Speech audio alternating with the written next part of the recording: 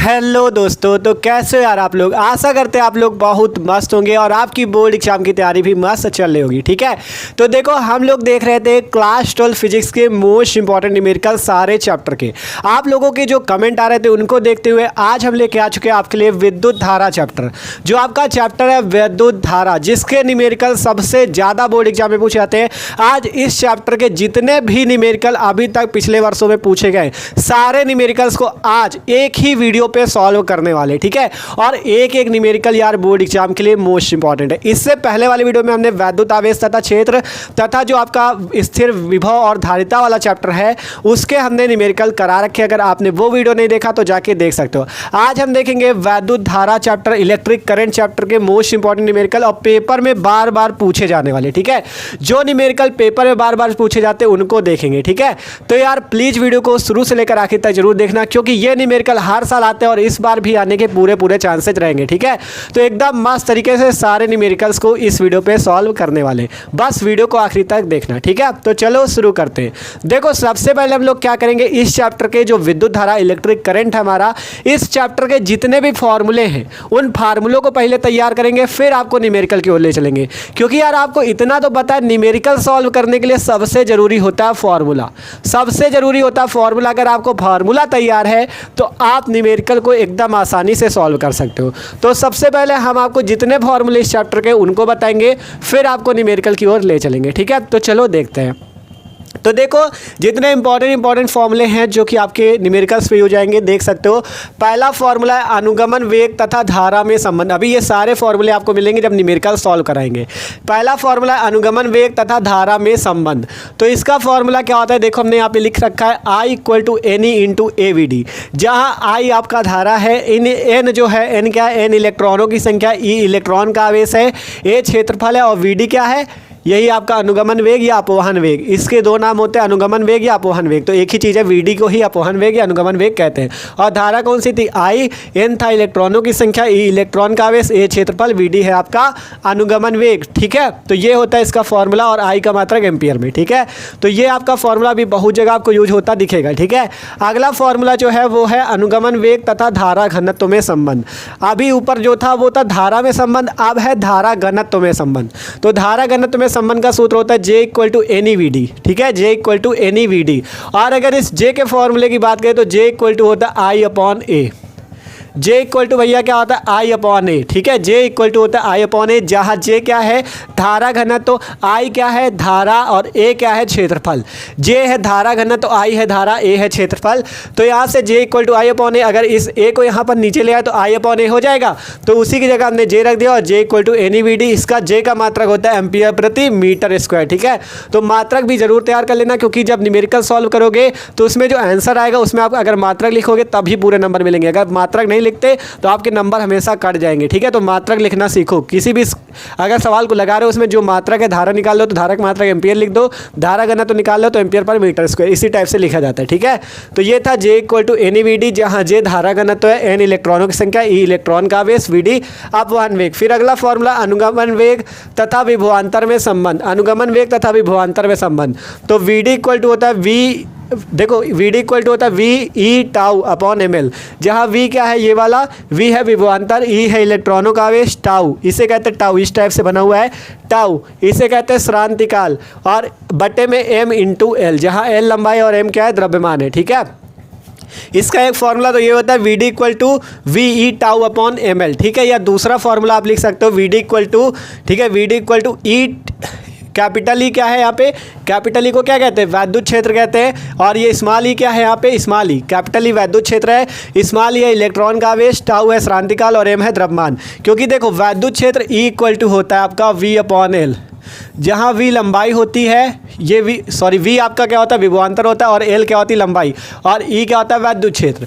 तो यहाँ से जो E = V/L है, यही से फॉर्मूला बन जाता है। देखो V ये है, L ये है, तो V/L को हम क्या लिख सकते हैं, E। तो जहाँ पे मान लो क्वेश्चन पे आपको न्यूमेरिकल जब सॉल्व करोगे उसमें E की वैल्यू दे दी गई, तो आप ये वाला फॉर्मूला लगा देना, E कैपिटल E × स्मॉल ई और τ/m। ठीक है, ये किसका होता है, VD का फॉर्मूला। ठीक है, तो ये था अनुगमन वेग तथा विभवांतर V में संबंध। ठीक है, तो ये वाला फॉर्मूला भी याद कर लेना। ना अगला है ओम का नियम। ओम का नियम तो सबको शायद पता भी हो, V equal to I into R, जहाँ V विभवांतर, I धारा, R प्रतिरोध है, ठीक है, और मात्रक वोल्ट। फिर अगला फॉर्मूला है किसी वैद्युत परिपथ में व्यय वैद्युत ऊर्जा या वैद्युत कार्य, जो आपका कार्य होगा W इक्वल टू VIT, ठीक है, VIT, जहाँ V विभवांतर, I धारा, T समय है, ठीक है। और यहाँ पे अगर V की जगह I इंटू आर, यही ओम का नियम लग दिया जाए तो W बराबर एक फॉर्मूला वो बन जाएगा I स्क्वायर RT। और यहीं पे कहीं पे हम लोग क्या करें, I equal to V by R रख दे तो V square upon R into T joule, क्योंकि कार्य या ऊर्जा का मात्रा क्या होता है, जूल होता है। तो जहाँ पे आपको VIT मान दिए हो तो ये वाला फॉर्मूला लगा देना, W इक्वल टू VIT। जहाँ पे IRT दिया हो तो वहाँ पे W equal to I square RT और V square upon R into T, ठीक है। तो ये वाला हो गया। अगला वैद्युत शक्ति। वैद्युत शक्ति के भी 3 फॉर्मूले हो जाएंगे। P इक्वल टू पहला W बाई T, P है शक्ति, W है ये आपका वैद्युत ऊर्जा या कार्य, T है समय, ठीक है। और इसका P का एक फॉर्मूला और होता है P equal to V into I, ठीक है। और P का एक फॉर्मूला होता है P equal to I square into R, और दूसरा होता है V स्क्वायर अपॉन R। जहाँ पे जो आपका मान दिया गया हो उसी टाइप से आपको सॉल्व करना। अभी जब न्यूमेरिकल सॉल्व कराएंगे तब आपको ये सारे फॉर्मूले पता चलेंगे। और शक्ति का मात्रक होता है वाट, ठीक है, वाट। तो ये कुछ आपके हमने यहाँ पे फॉर्मूले लिख रखे हैं, इनको आप नोट कर सकते हो। अभी जो मेन फॉर्मूले और बचते हैं जैसे श्रेणी क्रम संयोजन का, समांतर क्रम संयोजन का, उन फॉर्मूलों को बता दें, फिर आपको ले चलते हैं न्यूमेरिकल्स की ओर, ठीक है। तो इनको नोट कर सकते हो। आप देखो जो कुछ और फॉर्मूले उनको भी देख लें, फिर आपको न्यूमेरिकल की ओर ले चलें। तो देखो अगला नंबर मोस्ट इंपॉर्टेंट फॉर्मूला है जो कि आपका बहुत ज़्यादा यूज होगा, प्रतिरोधों का श्रेणी क्रम संयोजन। प्रतिरोधों का श्रेणी क्रम संयोजन क्या होता है, मान लो 3 प्रतिरोध श्रेणी क्रम में जुड़े हुए हैं तो उसका जो फॉर्मूला होता है वो होता है R equal to R1 plus R2 plus R3। R equal to होता है R1 plus R2 plus R3, ठीक है, ये होता है श्रेणी क्रम संयोजन। और अगर प्रतिरोध समांतर क्रम में जुड़े हों तो उसका फॉर्मूला होता है 1 upon R equal to 1 upon R1 plus 1 upon R2 plus 1 upon R3, ठीक है।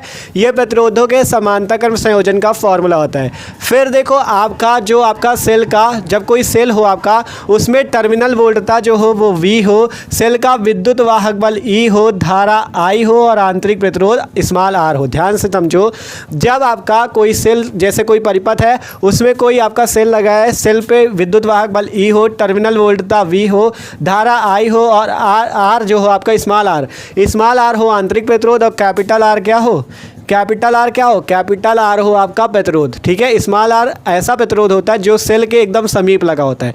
मान लो कोई सेल है उसके समीप अगर जो प्रतिरोध लगा है उसे आंतरिक प्रतिरोध स्मॉल r कहते हैं, ठीक है। अभी आपको जब न्यूमेरिकल कराएंगे तो जो चित्र परिपथ देखोगे ना उनमें समझ में आ जाएगा, ठीक है। आप देखो इसका फॉर्मूला होता है E equal to V plus I R. ये फॉर्मूले बहुत यूज आएंगे इसलिए तैयार कर लेना। E equal to V plus I R, जहाँ E क्या है आपका विद्युत वाहक बल, V है टर्मिनल वोल्टता, I है धारा, R है प्रतिरोध, ठीक है। कौन सा स्मॉल r कौन सा प्रतिरोध है, आंतरिक प्रतिरोध। और इसी का दूसरा फॉर्मूला होता है V equal to E minus small r, ठीक है। V equal to E minus I into R। R कौन सा, स्मॉल वाला, ठीक है, क्योंकि देखो V को इधर ले लिया और E को उधर भेज दिया, E माइनस आई आर हो गया, ठीक है। इसी टाइप से ये फॉर्मूला हो जाएगा। और एक फॉर्मूला इसका और होता है E बटा V minus 1 into capital R और इक्वल टू में स्मॉल r, ठीक है। एक फार्मूला ये होता है। जो फार्मूले जहाँ पे यूज होंगे आपको उसी टाइप से लगाने। और कैसे पता चले कहाँ पे यूज होंगे, जैसे मान लो किसी न्यूमेरिकल पे आपको E की वैल्यू दी गई, V की वैल्यू दी गई, कैपिटल R की वैल्यू दी गई, स्मॉल r की पूछ रहा है तो ये वाला फार्मूला लगा देना। अब मान लो आपको E की वैल्यू, I की वैल्यू, R को दी गई है तो V वाला फार्मूला ये वाला लगा देना, ठीक है। तो अभी जैसे आपको जो न्यूमेरिकल कराएंगे उनमें आपको खुद पता चलेगा कि कहाँ कौन सा फार्मूला यूज करना है, ठीक है। तो देखो आपको इसलिए फार्मूले बता दिए क्योंकि जब फार्मूले तैयार हो जाएंगे तभी तो न्यूमेरिकल लगा पाओगे। आप मान लो आपको न्यूमेरिकल सॉल्व कराएं, आप फार्मूला नहीं आता, अब हम लगाएंगे तो आपको पता कैसे चलेगा कि कौन सा फार्मूला है, ठीक है। तो आप क्या करो, आप इनको नोट कर लो, फिर हम आपको ले चलते कहाँ, न्यूमेरिकल की ओर, ठीक है। और यार वीडियो को भी लाइक कर लेना और चैनल को भी सब्सक्राइब कर लेना। डिस्क्रिप्शन पे आपको लिंक मिल जाएगी किसकी, क्लास 12 फिजिक्स की, उस पर जाके आप फिजिक्स की मस्त तरीके से तैयारी कर सकते हो। तो इसको नोट कर लो, अब चलते न्यूमेरिकल की ओर। तो देखो भैया हमने आपको सारे फॉर्मूले तो करा दिए, आप चलते हैं न्यूमेरिकल्स की ओर। देख सकते हो सारे मोस्ट इंपॉर्टेंट न्यूमेरिकल्स हमने लिए हुए हैं जो कि बोर्ड एग्जाम में बार बार पूछे जाते हैं, सभी को देखेंगे एकदम मस्त तरीके से। और यार आपको एक एक न्यूमेरिकल को तैयार करना है, ठीक है। हम आपको 1 नंबर वाले, 2 नंबर वाले और 3 नंबर वाले न्यूमेरिकल्स कराएंगे जो कि बोर्ड एग्जाम में हर साल पूछे जाते हैं। और आपको खुद पता है कि विद्युत धारा चैप्टर से कितने न्यूमेरिकल्स बोर्ड एग्जाम में आते हैं, ठीक है। तो एक एक न्यूमेरिकल्स को यार आपको तैयार भी करना है। तो चलो एक एक करके आप सॉल्व करते हैं, ठीक है। तो देखो पहला क्वेश्चन क्या कहता है, पहला क्वेश्चन पहले पढ़ो। तो देखो पहला क्वेश्चन क्या है, ये तो 1 नंबर का क्वेश्चन, अभी 2 नंबर वाले न्यूमेरिकल भी देखेंगे और 3 नंबर वाले भी, ठीक है। पहले 1 नंबर वाला सॉल्व करो। क्वेश्चन कह रहा है चित्र में दिए गए परिपथ में बिंदु P व Q के बीच कुल प्रतिरोध है, ठीक है। आपसे कह रहा है, देख सकते हो ये P बिंदु दिख रहा है, ये Q बिंदु दिख रहा है। आपको P और Q के बीच क्या ज्ञात करना है, P और Q के बीच कुल प्रतिरोध ज्ञात करना है। देख सकते हो ये आपका एक प्रतिरोध R ओम का जुड़ा हुआ है, यहाँ पे R ओम का प्रतिरोध है, यहाँ पे R ओम का प्रतिरोध, यहाँ पे R ओम का प्रतिरोध। आपको P और Q के बीच क्या बताना है, कुल प्रतिरोध बताना है। आप बताओ कैसे निकाला जाएगा P और Q के बीच। इंपॉर्टेंट है, अगर सूत्र पता है तो आप आसानी से निकाल सकते हो, 1 नंबर का है, ठीक है। तो सिंपल देखो P और Q के बीच आपसे पूछ रहा है, तो देखो P और Q कौन कौन से बिंदु, पहला P बिंदु ये है, Q बिंदु ये है, और P और Q के बीच कौन कौन सा प्रतिरोध लगा है, पहला देखो ये वाला R प्रतिरोध और ये वाला R प्रतिरोध, ठीक है। ध्यान से देखो ये P और Q बिंदु हैं, इन दोनों के बीच में ये दोनों प्रतिरोध लगे हैं। तो और ये दोनों प्रतिरोध किस क्रम में जुड़े हुए हैं, समांतर क्रम में। तो आपको समांतर क्रम में इन्हीं दोनों को जोड़कर P और Q के बीच कुल प्रतिरोध निकाल लेना है। तो लिखते हैं यहाँ पर से, चूँकि R व R, ठीक है, R व R ओम प्रतिरोध क्या है, समांतर क्रम में। सिंपल यहाँ आपको लिख देना है R व R ओम प्रतिरोध क्या है, समांतर क्रम में है, ठीक है। हमने क्या लिख दिया कि ये वाला R ओम और ये वाला R ओम प्रतिरोध क्या है, समांतर क्रम में है। आप देखो समांतर क्रम का आपको सूत्र पता होगा, समांतर क्रम का सूत्र क्या होता है, 1/r dash equal to 1/r1 plus 1/r2। तो R1 की जगह ये वाला R और R2 की जगह ये वाला R, तो 1/r प्लस 1/r, ठीक है। अब आपको इसे सॉल्व करना है, तो 1/r और 1/r को जोड़ोगे तो आ जाएगा 2/r, ठीक है। ये देख लो ध्यान से, 2/r आ जाएगा। और अगर इसको उल्टा कर दे, देखो ये 1/r डैश की वैल्यू आई है 2/r, इसको उल्टा कर दो तो r डैश बराबर आ जाएगा r/2, और यही आ जाएगा P और Q के बीच कुल प्रतिरोध, ठीक है। एकदम आसान सा सवाल है, 1 नंबर का था, ठीक है। तो देखो सिंपल कुछ नहीं करना था, P और Q के बीच प्रतिरोध बताना था, कुल प्रतिरोध। तो ये देख सकते हो R और R क्या है, समांतर क्रम में, तो यहाँ से लिखा R और R ओम क्या है, प्रतिरोध समांतर क्रम में। तो 1/r डैश बराबर 1/r, ये वाला R प्लस 1/r, दोनों को जोड़ो 2/r। तो इसको जब उल्टा कर दोगे तो R डैश की वैल्यू निकल आएगी r/2, यही आंसर हो जाएगा। एकदम सिंपल सा क्वेश्चन था, 1 नंबर का, ठीक है। अगले क्वेश्चन की ओर बढ़ते हैं। अगला क्वेश्चन है, दिए गए चित्र में किसी परिपथ के भाग में धारा दर्शाई गई है, तो धारा I का मान ज्ञात कीजिए। आपको इस I एम्पियर धारा का मान ज्ञात करना है। और बात करें यार, ये जितने भी न्यूमेरिकल आपको सॉल्व कराएंगे बोर्ड एग्जाम के लिए बहुत ज़्यादा महत्वपूर्ण है, ठीक है। पिछले वर्षों में बहुत पूछे गए, इसलिए इंपॉर्टेंट भी है, ठीक है। तो क्वेश्चन क्या कहता है, दिए गए चित्र, आपको ये वाला चित्र दिया गया, इस चित्र में किसी परिपथ के भाग में दर्शाई गई धारा I का मान, इस वाली धारा I का मान ज्ञात करना है। एकदम सिंपल सा क्वेश्चन है, ठीक है। इसको भी समझो। देखो पहले आप यहाँ पे क्या देख रहे हो, 4 एम्पियर की धारा इधर से आई, 2 एम्पियर की धारा इधर से आई, आपको इस I का मान बताना है, ठीक है। तो सिंपल पहले इतना समझो, 4 एम्पियर की धारा ये आई, 2 एम्पियर की है। आप देखो जो इधर से 4 एम्पियर की आ रही है, इधर से 2 एम्पियर की आ रही है, तो इधर जाके जुड़ नहीं जाएगी, इधर कितना एम्पियर हो जाएगा, 6 एम्पियर। ध्यान से एकदम समझना, ठीक है। चित्र में ही आपको समझा दे रहे हैं। देखो इधर से जब 4 एम्पियर आ रही, इधर से 2 एम्पियर आ रही, तो इस संधि पर मिलने के बाद ये इधर जब जाएगी तो 4 और 2 मिलके क्या हो जाएगी, 6 एम्पियर की धारा हो जाएगी, ठीक है। ध्यान से समझो, एकदम आसान सा क्वेश्चन। इसी टाइप से कोई भी क्वेश्चन आता है तो आप कर सकते हो। 4 एम्पियर की इधर से आ रही है, 2 एम्पियर की इधर से, तो इधर कुल धारा हो गई 6 एम्पियर। अब इधर देखा, आगे गए 6 एम्पियर, ठीक है। इतने में 6 एम्पियर थी आपकी, ठीक है। सिंपल यहाँ पे 6 एम्पियर की धारा इस टाइप से। अब मान लो देखो 6 एम्पियर की धारा यहाँ से आ रही, अब 6 एम्पियर की धारा अगर 1 एम्पियर इस साइड बढ़ गई, 1 एम्पियर धारा इस साइड चली गई, यही का चित्र समझा रहे हैं। देखो 6 एम्पियर धारा 1 एम्पियर इधर चली गई मान लो, तो अब 1 एम्पियर इधर चली गई, तो इधर बताओ कितनी एम्पियर बचेगी। ध्यान से समझो, 6 एम्पियर की आ रही, 1 एम्पियर इधर चली गई, तो कितनी धारा बचेगी, 5 एम्पियर। 5 एम्पियर बचेगी, तो इस रास्ते पे धारा कितनी हो गई, 5 एम्पियर। इस रास्ते पे कितनी धारा हो गई, 5 एम्पियर, ठीक है। देखो 4 और 2 आई थी, 6 एम्पियर हो गई, 6 से 1 इधर चली गई, तो अब इधर बची 5 एम्पियर। अब फिर 5 एम्पियर से भी 2 हिस्से बट रहे हैं, पहला इधर 1.3 एम्पियर चला गया, 1.3 एम्पियर, और दूसरा इधर ये आ गया, ठीक है। इसका मान I है। तो सिंपल जब इधर से आपकी 5 एम्पियर की धारा इधर 1.3 चली गई, तो इधर का निकालने के लिए क्या करो, 5 से 1.3 घटा दो, 5.0 से 1.3 घटा दो, आ जाएगा 3.7। तो इस I का मान क्या आ जाएगा, 3.7 एम्पियर। और यही सिंपल सा क्वेश्चन था, आंसर भी हो जाएगा। कैसे किया फिर से समझ लो। देखो कुछ नहीं था, पहले इधर से 4 एम्पियर धारा आ रही थी, इधर से 2 एम्पियर, तो 4 और 2 मिलके क्या बन गई, 6 एम्पियर, ठीक है। 6 एम्पियर बन गई। अब 6 एम्पियर के बाद जब आगे बढ़े तो इधर 1 एम्पियर चली गई, जब इधर 1 चली गई तो इधर कितनी बच जाएगी, 5। और फिर देखा 5 से 1 हिस्सा बढ़ गया 1.3। अब तो इधर वाला हिस्सा क्या हो जाएगा, 5 से 1.3 घटा देंगे तो 3.7 आएगा। तो I का मान क्या हो जाएगा, 3.7 एम्पियर, ठीक है। ये क्वेश्चन बहुत इंपॉर्टेंट है, 3 से 4 वर्षों में पूछा जा चुका है, इसलिए आपको लिया है। भले ही 1 नंबर का लिए पूछा गया, तो आपको आना भी तो चाहिए, ठीक है। तो इस टाइप से एकदम आसान क्वेश्चन थे ये दोनों, ठीक है। आप चलते अगले क्वेश्चन की ओर। अगले क्वेश्चन 2 नंबर वाले हैं। देखो अगला क्वेश्चन है कि 0.5 मिलीमीटर त्रिज्या के एक तार में 0.5 एम्पीयर की धारा बह रही है। यदि तार में मुक्त इलेक्ट्रॉनों की संख्या 4 × 10⁻28 प्रति मीटर क्यूब हो तो उसके अनुगमन वेग की गणना कीजिए। ये क्वेश्चन भी इंपॉर्टेंट है, एकदम आसानी से इसको भी सॉल्व करते हैं।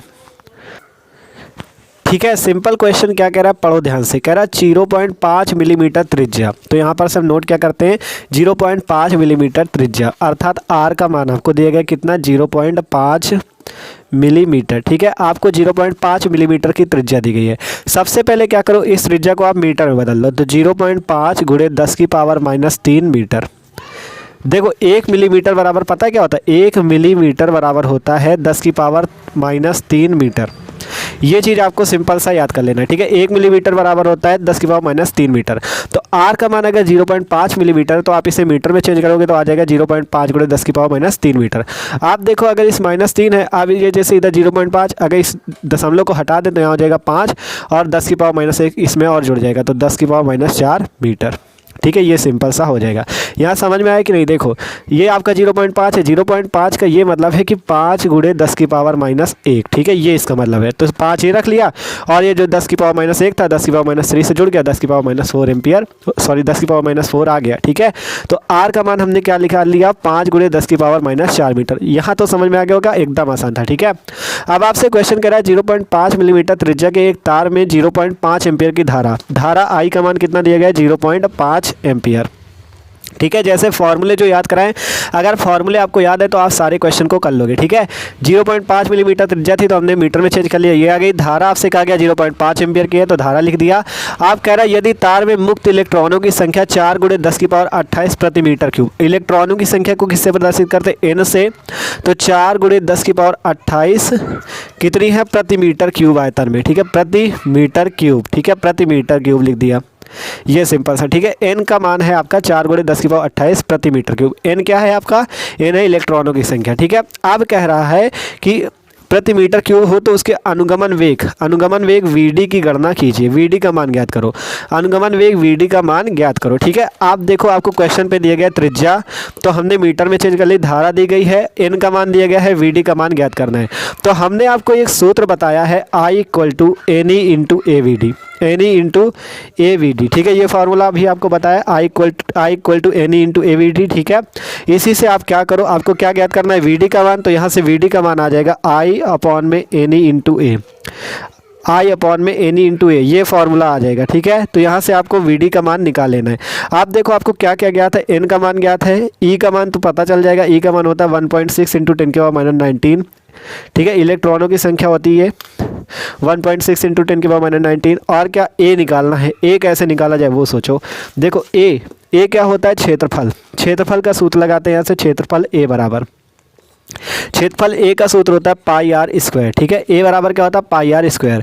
तो पाई का मान अब कितना होता है, 3.14, तो 3.14 रख दो। r² की वैल्यू ये है 5 × 10⁻⁻4, 5 × 10⁻⁻4, और क्या हो जाएगा इसका स्क्वायर, तो रख दो। तो A = आ जाएगा 3.14 इंटू 5 का स्क्वायर 25 × 10⁻⁸। ठीक है, अब इससे सॉल्व कर लेते A = ठीक है, A = कितना आ जाएगा, 25 को गुणा 4 पे करो, 25 चौको 100, 0 10 बचा, 25 51 25 10 35 5 3 बचा, 25 3 75 3 78, 78 आ गया, 2 अंक पे दशमलव ये आ गया × 10⁻⁸।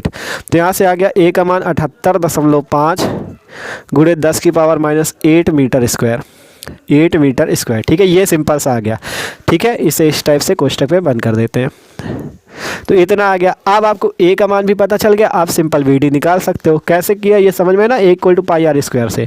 अब और पाई की वैल्यू ये थी 3.14। आप VD का सूत्र लगाओ, निकाल लो। I का मान कितना है, I का मान ये 0.5 रख दो, बटे में N का मान कितना है, 4 × 10⁻28, 4 × 10⁻28 रख दो, इंटू E का मान कितना है, ये 1.6 × 10⁻⁻19 इंटू किसकी वैल्यू, A की वैल्यू 78.5 × 10⁻⁸, ये वैल्यू आ गई। ठीक है, आप सिंपल आपको सॉल्व करना है। देखो 0.5 बटे में 4 × 10⁻28, 1.6 × 10⁻⁻19, 78.5 × 10⁻8। अब इसे सॉल्व करना है। VD = ऊपर तो 0.5 ही बचेगा, नीचे क्या है 16 देखो 1.6 × 4 करोगे तो 6.4। ठीक है, 16 चौका 64, 2 और 1 अंक में दशमलव, 6.4 इंटू 78.5।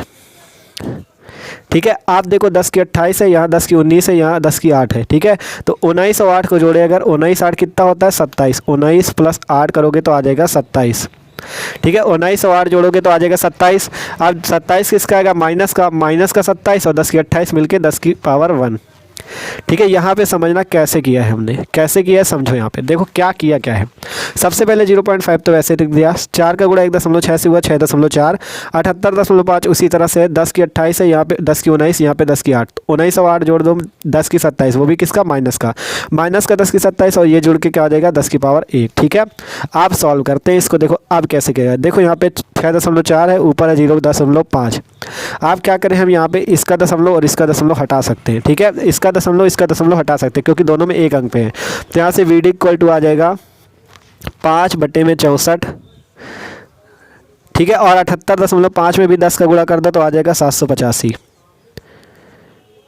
785। ठीक है, देख लो सिंपल। 78.5 में अगर 10 का गुणा कर दो, 78.5 में अगर आप 10 का गुणा कर दो तो आ जाएगा 7850 और एक अंक पे दशमलव तो 785 आपका आ जाएगा। ठीक है, अब आपको क्या करना है 64 और 785 का गुणा करना है और उसका भाग 5 पे देना है, तो जो आंसर आएगा वही आपका आंसर हो जाएगा। ठीक है, इतना आपका आ गया VD इक्वल टू 5/64 गुणे 785। आप देखो इसकी वैल्यू को हमने यहाँ पे सॉल्व कर दी, आप देख लेना। ठीक है, यहाँ पे देख सकते हो। ठीक है, आप गुणा कर लेना आराम से। VD इक्वल टू 5/64 गुणे 785 है, इन दोनों का गुणा करोगे तो 50,240 आ जाएगा। आप देखो 5 पे तो भाग जाएगा नहीं, तो हमने क्या किया पहले 4 जीरो बढ़ाए थे। ठीक है, तो आप डायरेक्ट यहाँ पे कर देना। देखो ये 4 जीरो पहले ना बढ़ाना, ये वाला स्टेप मन हो तो लिखना, नहीं ना लिखना, ये वाला लिखना डायरेक्ट। देखो VD इक्वल टू यहाँ पे 5 जीरो ऊपर बढ़ा देना, जब 5 जीरो बढ़ा दोगे तो 10 की पावर -5 से गुणा हो जाएगा। ठीक है, और फिर 50,240 का अगर आप 5 लाख पे भाग दोगे तो लगभग करके 10 आ जाएगा। ठीक है, इसका भाग देने पर लगभग 10 वैल्यू आएगी, तो 10 गुणे 10 की पावर -5 जो होगा VD का मान हो जाएगा। यहाँ पे 9 दशमलव में आएगा, अगर आप भाग दोगे 50 का इसमें तो 50,240 का तो 9 दशमलव कुछ करके आएगा, लगभग में 10 वैल्यू मान ली जाएगी। ठीक है, तो VD की वैल्यू जो आएगी 10 गुणे 10 की पावर -5 आ जाएगी। ठीक है, तो इस टाइप से आपको सॉल्व करना था। देखो पूरा करके गुणा करके दिखा दिया कि आपको दिक्कत बाद में ना हो, देख सकते हो। ठीक है, तो इसी टाइप से यार देखो पेपर में इसी टाइप से गुणा किया करो, भले टाइम लगेगा लेकिन मस्त तरीके से सॉल्व तो होगा क्वेश्चन। ठीक है, आंसर पूरा देना है हमें, तो VD की वैल्यू ये आगे आसानी से आपने निकाल दी। तो आशा करते यार ये क्वेश्चन आपको समझ में आया होगा। क्वेश्चन एक बार फिर से पढ़ लो, आपको दिखा देते क्वेश्चन क्या था। क्वेश्चन था ये 0.5 मिलीमीटर त्रिज्या के तार इतने एम्पियर की धारा, यदि तार में इलेक्ट्रॉनों की संख्या इतनी तो अनुगमन वेग की गणना कीजिए। आपने पूरा निकाल दिया है। ठीक है, तो पूरा क्वेश्चन सॉल्व हो चुका है। तो देख सकते हो यार एकदम मस्त तरीके से था। 2 नंबर 3 नंबर पे भी पूछा जा सकता है। ठीक है, 2 नंबर या 3 नंबर पे आता है क्वेश्चन, तो इसको नोट कर सकते हो। आप चलते अगले नंबर क्वेश्चन की ओर। आप देखो अगला क्वेश्चन क्या कहता है। अगला क्वेश्चन है कि एक सेल में 0.5 एम्पियर धारा लेने पर उसका विभवांतर 1.8 वोल्ट तथा 1.0 एम्पियर धारा लेने पर विभवांतर 1.6 वोल्ट हो जाता है, तो सेल का आंतरिक प्रतिरोध तथा विद्युत वाहक बल ज्ञात कीजिए। तो देखो इस क्वेश्चन को भी सॉल्व करते हैं, इंपॉर्टेंट क्वेश्चन है। ठीक है, कहा गया एक सेल में 0.5 एम्पियर धारा, तो I1 का मान आपको दिया गया पहले 0.5 एम्पियर की धारा। ठीक है, 0.5 एम्पियर, फिर कहा गया 0.5 एम्पियर धारा लेने पर उसका विभवांतर कितना हो जाता है 1.8 वोल्ट, तो V1 का मान है 1.8 वोल्ट। ठीक है, सिंपल। एक सेल में इतनी धारा 1.8 वोल्ट विभवांतर, फिर कहा गया 1.0 एम्पियर धारा लेने पर उसका विभवांतर 1.6 वोल्ट हो जाता है, तो भैया I2 का मान आपको दिया गया 1.0 एम्पियर और V2 का मान कितना दिया गया है 1.6 वोल्ट। ठीक है, 1.6 वोल्ट।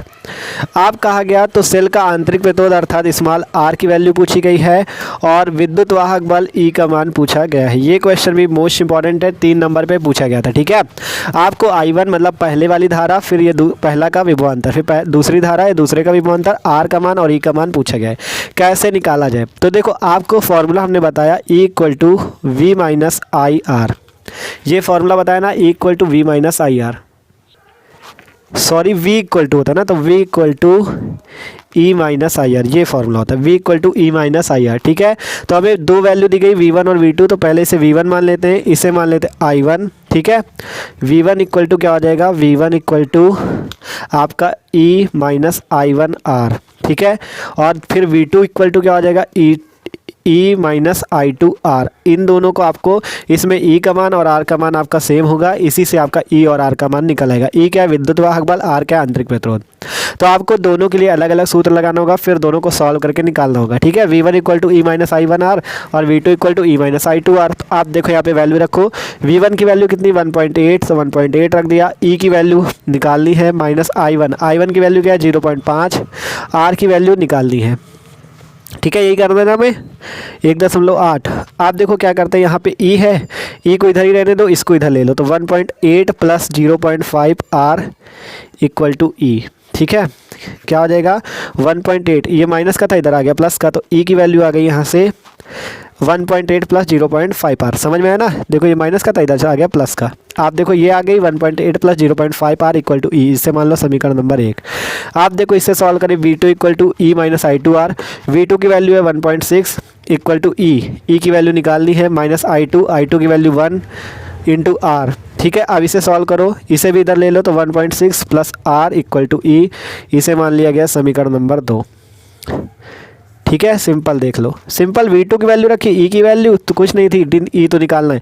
I2 की वैल्यू 1.0 अर्थात 1, तो 1 का उड़ा आर से आर हो गया, ये माइनस का था उधर ले लिया प्लस का, तो ई इक्वल टू आ गया ये। आप लिखते हैं समीकरण 1 व 2 से, समीकरण 1 व 2 से, ये रहा समीकरण 1, ये रहा समीकरण 2। 1 और 2 से करोगे तो दोनों तरफ ई सेम है, देख सकते हो आपके दोनों तरफ ई सेम है, तो ये वाले पक्ष भी दोनों तरफ क्या हो जाएंगे सेम हो जाएंगे। तो 1.8 plus 0.5 R equal to 1.6 plus R. समझ में आया कि नहीं। यहाँ से देखो ये आपका जब राइट हैंड साइड दोनों तरफ के बराबर है, दोनों तरफ ई है, तो लेफ्ट हैंड साइड भी क्या हो जाएंगे बराबर। तो यहाँ पे 1.8 plus 0.5 R equal to 1.6 plus R, इसका पक्ष इसके पक्ष के बराबर हो गया।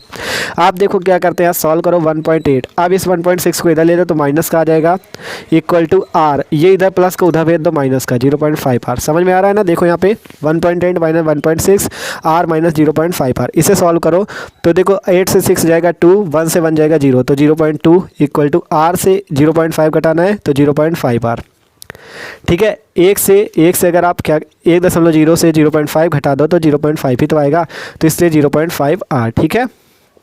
ये सिंपल सी वैल्यू आ जाएगी। आप देखो आर की वैल्यू निकालनी है, तो ये जो इधर गुणे में इधर नीचे ले आओ भाग में, तो 0.2 बटे 0.5। देखो यहाँ पे समझ में आया कि नहीं। सिंपल देखो ये 0.2 था, इसको नीचे ले आया तो भाग में हो गया, तो 0.2 बटे में 0.5। अब ऊपर भी दशमलव 1 अंक पे, नीचे भी दशमलव 1 अंक पे, दशमलव हटा दो, आर इक्वल टू आ जाएगा 2 बटे में 5, ठीक है। देख लो आर इक्वल टू आ गया 2 बटे में 5, भाग दे दो तो 0.4, तो आर का मान आ जाएगा 0.4 ओम, क्योंकि आंतरिक प्रतिरोध है तो ओम मात्रक, तो आर का मान आ गया 0.4 ओम। आप क्या निकालना है, ई का मान ज्ञात करना है, तो ई का मान ये आर का मान किसी भी समीकरण में रख दो, निकाल लो। मान लो समीकरण 2 में रख दे, लिखते आर का मान समीकरण 2 में रखने भाई, यहाँ से आर का मान समीकरण 2 में रखने पर, ठीक है, समीकरण 2 में रखने पर। तो जब आर का मान समीकरण 2 में रखेंगे ये वाले में, तो 1.6 प्लस आर का मान है 0.4 इक्वल टू ई, दोनों को जोड़ दो तो ई इक्वल टू आ जाएगा 2 वोल्ट। यही हो गया आंसर। दोनों के मान आपने आसानी से निकाल लिए। सिंपल 0.4 ओम आ गया आर की वैल्यू आंतरिक प्रतिरोध की, और विद्युत वाहक बल 2 वोल्ट, ठीक है। तो सिंपल देख सकते हो भैया, एकदम आसान क्वेश्चन था। I1 V1 I2 V2 की वैल्यू थी गई थी, आर और ई निकालना था, आपने पूरा निकाल दिया, ठीक है।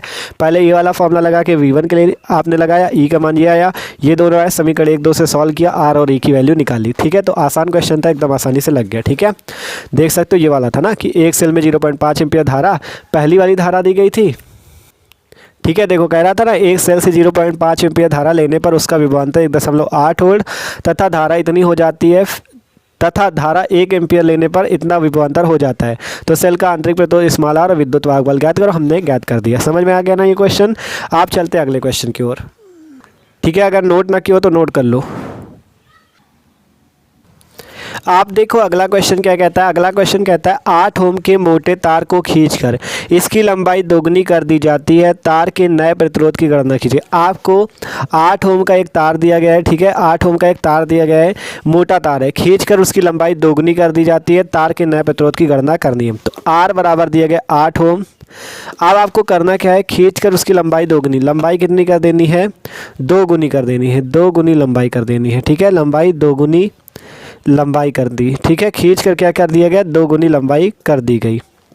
पूरा लिख लेना, लिखना चाहो कि खींच कर 2 गुनी लंबाई कर दी गई। ठीक है, तो यहाँ से n की वैल्यू क्या हो जाएगी, 2 गुना मतलब 2। ठीक है, n की वैल्यू हो जाएगी 2। आप कह रहा है तार के नए प्रतिरोध की गणना कीजिए, तो लिखते हैं माना तार का नया प्रतिरोध। माना तार का नया प्रतिरोध, माना तार का नया प्रतिरोध कितना हो जाएगा, मान लो R डैश है। ठीक है, अब इस R डैश की वैल्यू आपको निकालनी है। R बराबर 8 ओम दिया गया है। फिर कहा गया जब तार को खींच कर लंबाई 2 गुनी कर दी जाए, अर्थात n का मान क्या है, 2 गुना मतलब 2 हो जाएगी। तो अब कहा गया मान तार का नया प्रतिरोध ज्ञात करो, तो हमने लिखा माना तार का नया प्रतिरोध बराबर R डैश। तो यहाँ से R डैश बराबर क्या फॉर्मूला हो जाएगा, n स्क्वायर R। ठीक है, जब खींचा जाता है और 2 गुना 3 गुना किया जाता है तो उसमें क्या हो जाता है फॉर्मूला, जो नया प्रतिरोध आता है उसका फॉर्मूला होता है R dash equal to n square R। अगर 2 गुना किया जाएगा तो n की जगह 2, 3 गुना किया जाएगा तो n की जगह 3, 4 गुना किया जाएगा तो n की जगह 4। ये फॉर्मूला आपको याद कर लेना। ठीक है, अगर यहाँ पे 4 गुना किया जाता तो इनका मान 4 आ जाता और यहाँ पे हम 4 रख देते थे। तो सॉल्व कर लो अब, R dash equal to n square, n की वैल्यू हमें 2 गुना करना है तो 2 रख दो, 2 का स्क्वायर इंटू R की वैल्यू कितनी, 8 ओम, तो 8 रख दो। अब नया प्रतिरोध निकाल लो, R डैश 4 आ जाएगा, 4 गुणे 8, तो R डैश बराबर 32 ओम। ये एकदम सिंपल सा क्वेश्चन था। बस आपको अगर आपको फॉर्मूला पता होगा तभी तो सिंपल होगा, फॉर्मूला नहीं पता तो एकदम कठिन क्वेश्चन है। ठीक है, तो आप खुद जानते हो जब फॉर्मूला नहीं पता होगा तो कैसे क्वेश्चन सॉल्व करोगे। आपसे सिंपल कहा गया था कि 8 ओम के मोटे तार को खींच के इसकी लंबाई 2 गुनी कर दी जाती है। 8 ओम का प्रतिरोध था, आप कहा गया 2 गुनी लंबाई, तो अर्थात n बराबर 2। और फिर हमने लिख दिया माना तार का नया प्रतिरोध R डैश, तो R dash equal to n square R, n का मान रख दो कितना, 2, तो 2 का स्क्वायर और सॉल्व कर लो, R डैश बराबर 32 ओम। ठीक है, तो इसका भी नोट कर लो। आप चलते हैं अगले क्वेश्चन की ओर। आप देखो जो अगला क्वेश्चन मोस्ट इंपॉर्टेंट है, क्वेश्चन पढ़ लो। चित्र में दर्शाए गए 75 ओम के प्रतिरोध में प्रवाहित धारा का मान ज्ञात कीजिए। चित्र हमने थोड़ा बड़ा बना दिया कि आपको दिख सके। आपको इस 75 ओम के प्रतिरोध में धारा का मान I का मान ज्ञात करना है। ठीक है, तो सिंपल देखो, एक चीज़ आपको समझना है इस क्वेश्चन की बात, इस क्वेश्चन की बात आपको एक चीज़ समझना है। आपसे कहा गया है कि इस वाले 75 ओम में धारा ज्ञात करो। तो इस 75 ओम में धारा ज्ञात करने के लिए सबसे पहले ये समझो, इसमें पूरे चित्र को समझो। पहले हमने देखा यहाँ E बराबर 190 वोल्ट है, ये यहाँ पे 100 ओम का प्रतिरोध जुड़ा हुआ है, यहाँ पे 50 ओम का, यहाँ पे 75 ओम का, यहाँ पे 50 ओम का। अब अगर इस प्रतिरोध की और इस प्रतिरोध की बात करें तो तीनों किस क्रम में जुड़े हुए हैं ये बताओ। ठीक है, देखो जब प्रतिरोध इस टाइप से लाइन से जुड़े होते हैं इस टाइप से, तो उन्हें कहते हैं श्रेणी क्रम संयोजन। और जब प्रतिरोध इस टाइप से, देखो एक रास्ता ये है, फिर एक रास्ता ये, एक रास्ता ये, इस टाइप से जुड़ा है, देख सकते हो। यहाँ आने के बाद एक रास्ता ये भी बढ़ गया। अगर ऐसे भी जुड़ा होता, मान लो इस टाइप से जुड़ा होता, तब भी प्रतिरोध श्रेणी क्रम में होता। लेकिन यहाँ पे क्या स्थिति है, एक बार ये एक रास्ता बढ़ गया, फिर एक रास्ता ये बढ़ गया। तो जब रास्ते बढ़ जाते हैं तो वो समानता क्रम होता है। ठीक है, तो ये जब रास्ते बढ़ जाएं तो वो समांतर क्रम संयोजन होता है। तो ये 50 ओम, 75 ओम और 50 ओम प्रतिरोध जो है समांतर क्रम में जुड़े हुए हैं। तो तीनों प्रतिरोधों में जो धाराएं होंगी अलग अलग होंगी। ध्यान से समझो, समांतर क्रम में क्या होता है, जो समांतर क्रम होता है उसमें धारा जो होती है असमान होती, धारा क्या होती है, असमान होती है। मतलब तीनों प्रतिरोधों में, इन तीनों में अलग अलग होगी। लेकिन जो विभवांतर होता है, विभवांतर जो होता है वो समान होता है। ठीक है, इन तीनों में विभवांतर समान होगा। समांतर क्रम संयोजन की यही खासियत है कि विभवांतर समान होगा लेकिन धारा जो होगी असमान होगी। तीनों में धारा अलग अलग होगी लेकिन विभवांतर एक ही होगा। अब हम ये क्यों बता रहे हैं आपको, क्योंकि यार देखो, अगर हम क्या करें, इनका सबका विभवांतर ज्ञात कर लें, तो विभवांतर क्योंकि सब में सेम है, विभवांतर ज्ञात कर ले तो हम आसानी से धारा निकाल सकते हैं। तो देखो, विभवांतर ज्ञात करने के लिए सबसे पहले क्या करते हैं, हम इस पूरे परिपथ का तुल्य प्रतिरोध ज्ञात करते हैं। तो पहले देखो, आपने देखा 50 ओम, 75 ओम और 50 ओम क्या समांतर क्रम में जुड़े हुए हैं। तो यहाँ से लिखते हैं 50 ओम, 75 ओम और 50 ओम तथा 50 ओम समांतर क्रम में, 50 ओम समांतर क्रम में है, समांतर क्रम में है। ठीक है, समांतर क्रम में। तो समांतर क्रम का फॉर्मूला आपको बताया था, 1/r equal to 1/r1 plus 1/r2 plus 1/r3, यही सूत्र होता है। तो यहाँ से लगा दो 1/r इक्वल टू r1 की वैल्यू 50 रख दो, r2 की वैल्यू 75 रख दो, r3 की वैल्यू 50 रख दो, 1/50। सॉल्व करो, 1/r इक्वल टू एलसीएम भैया कितना आ जाएगा, एलसीएम लिया जाए तो कितना आएगा, 150 ही आना चाहिए ना। हाँ, 150 ही आएगा। ठीक है, 50 75 50 का 150 आएगा। आप देखो 50 का भाग दो, 50 3 150, 3 का गुणा 1 से 3, प्लस 75 का भाग दो 150 में, 75 दूना 150, 2 का गुणा 1 से 2, प्लस 50 का भाग दो 150 में, 50 3 150, 3 आएगा, 3 का गुणा 1 से 3। सिंपल एलसीएम लेना तो यार आपको आता ही होगा। ठीक है, 150 एलसीएम आ जाएगा, 50 का भाग दे दो 150 में आएगा 3, 3 का गुणा 1 से करो 3, फिर 75 का भाग दो 150 में 2, 2 का गुणा 1 से करो 2, फिर 50 का भाग दो 150 में 3, 3 का गुणा 1 से करो 3। ठीक है, आप सॉल्व करो 1/r इक्वल टू 3 2 5 3 8 आ गया, 8/150। ठीक है, 8/150। आप यहाँ से अगर भाग दे दे तो कितना आ जाएगा, 2 से भाग दो, 2 चौको 8, 2 75, 75/4, r इक्वल टू आ गया 75/4 ओम। ठीक है, ये आर प्रतिरोध जो आया इन तीनों का समांतर क्रम पे आया आंसर। ठीक है, इन तीनों प्रतिरोधों को समांतर क्रम जोड़ने में आर बराबर आया कितना, 75/4 ओम। ठीक है, 75/4 ओम आ गया। आप क्या करते, आगे सॉल्व करते क्वेश्चन को।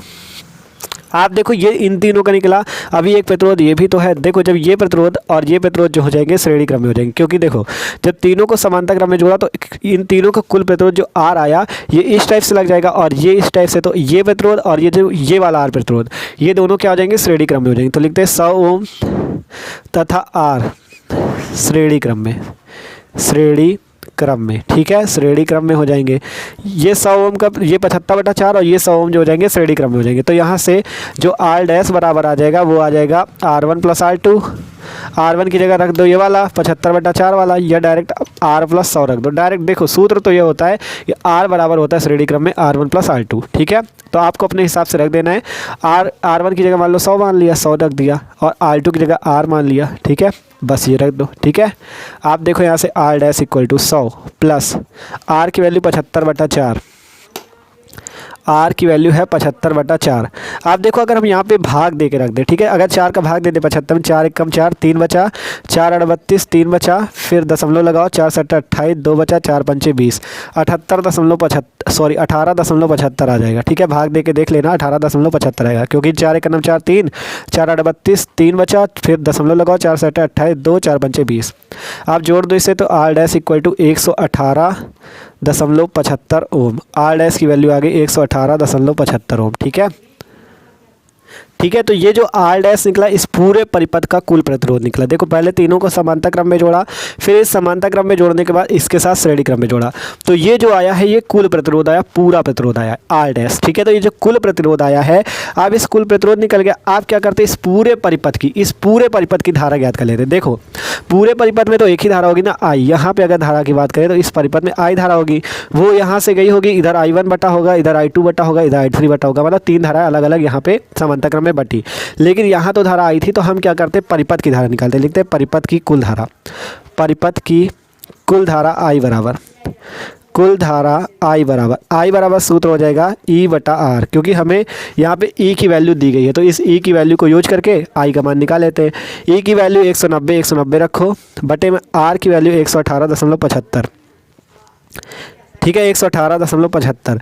अब आपको क्या करना है, इसमें भाग देना है और आंसर निकालना। अगर दशमलव हटा दे तो ऊपर हो जाएगा 00, क्योंकि 2 अंक दशमलव के बाद ऊपर हो गया 00। तो यहाँ से I इक्वल टू कितना आ जाएगा, 19,000 बटे में 118.75, ऐसे वैल्यू आएगी। ठीक है, अब आपको यहाँ पे भाग देना है। देखो हम भाग दे के बताते कितना आंसर आएगा। ठीक है, यहाँ पे आएगा, अगर भाग दोगे तो 1.6 एम्पियर। आप भाग दे के देख लेना। ठीक है, 1.6 एम्पियर आपकी I की वैल्यू आ जाएगी। और I क्या है, परिपथ की कुल धारा, परिपथ की कुल धारा। अब आपसे एक चीज़ बताया था हमने क्वेश्चन में पहले ही कि अगर आप विभवांतर निकाल लो तो विभवांतर समांतर क्रम में सेम होता है, इन तीनों में विभवांतर जो होगा सेम होगा। तो अगर हम विभवांतर निकाल लें तो क्या होगा, विभवांतर जो होगा सभी में सेम होगा। विभवांतर क्या होगा, इन तीनों प्रतिरोधों में सेम होगा। ठीक है, तो अब हम क्या करते हैं, विभवांतर निकालते हैं। और विभवांतर कितने पे निकालेंगे, केवल इन तीनों पे, क्योंकि देखो जब इतना प्रतिरोध ये आया था 18.75 वाला और ये 100 ओम था, ये दोनों तो हो गए थे श्रेणी क्रम में, लेकिन श्रेणी क्रम में क्या होता है, विभवांतर सेम नहीं होता, केवल समांतर क्रम में ही विभवांतर सेम होता है। ठीक है, तो इन तीनों प्रतिरोधों वाला प्रतिरोध लगाना है और ये परिपथ की कुल धारा लगानी है, जिससे हमें विभवांतर इन तीनों प्रतिरोधों पर निकालना है।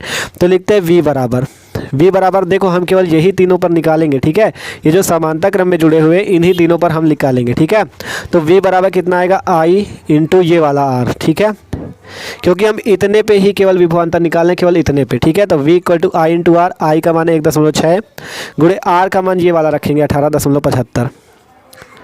ठीक है। अगर हम पूरे का निकालते तो हम ये वाला रखते हैं, लेकिन हम केवल इतने पे निकाल लें क्योंकि हमें इतने पे धारा चाहिए ना, और तीनों समांतर क्रम में है। तीनों समांतर क्रम में तो अगर इतने का विभवांतर निकल गया तो आप इन तीनों में से किसी भी प्रतिरोध पर धारा निकाल सकते हो।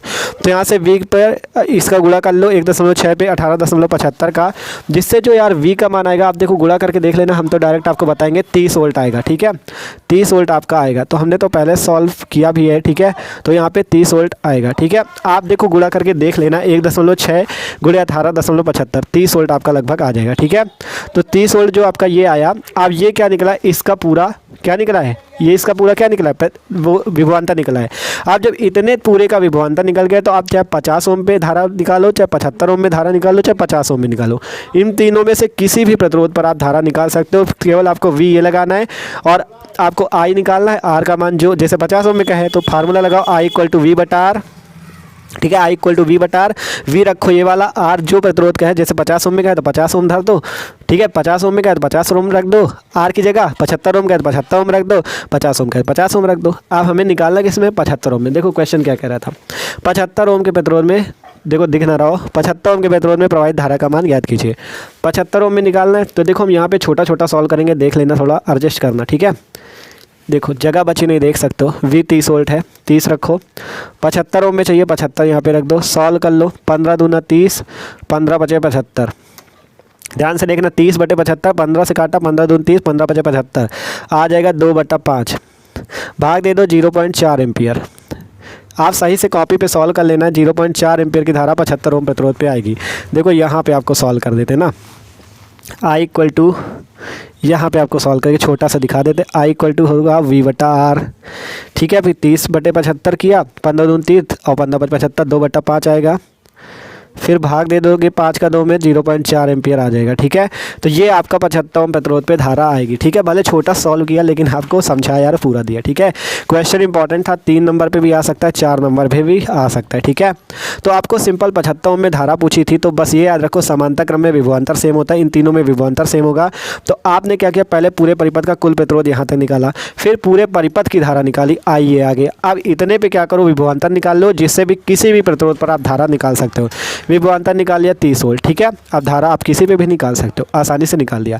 आप देखो इस क्वेश्चन को नोट कर लो, फिर एक बात आपको बता दें, देखो एक चीज़ हमेशा आप एक नोट बना के लिख लो, एक नोट बना के आप लिख लो कि जो समांतर क्रम संयोजन होता है, लिखो नोट लिखो, बता रहे हैं, जो समांतर क्रम संयोजन होता है उसमें धारा अलग अलग होती है या असमान होती है, तथा विभवांतर जो होता है वो समान होता है। लिखा, जैसा पहले बताया था कि जो समांतर क्रम, जैसे यहाँ समांतर क्रम था, समांतर क्रम संयोजन में विभवांतर समान होता है लेकिन धारा असमान होती है या अलग अलग होती है। फिर दूसरा नोट लिखो कि जो श्रेणी क्रम संयोजन होता है, जो श्रेणी क्रम संयोजन होता है उसमें धारा समान होती है लेकिन विभवांतर अलग अलग होता है। ठीक है, जो श्रेणी क्रम संयोजन होता है उसमें धारा समान होती है लेकिन विभवांतर अलग अलग होता है। अगर ये दो नोट आप याद कर लेते तो आपको किसी भी क्वेश्चन पे दिक्कत नहीं होगी। अब जैसे ये क्वेश्चन था, आपने दिमाग लगाया, आपको अगर पता था कि विभवांतर समांतर क्रम में आपका समान होता है लेकिन धारा अलग अलग होती, तो आप विभवांतर पहले निकालने की कोशिश करोगे। आपने पहले पूरे परिपथ का प्रतिरोध निकाला, पूरे परिपथ की धारा निकाली, इतने का आपने विभवांतर निकाल लिया, 30 वोल्ट आ गया।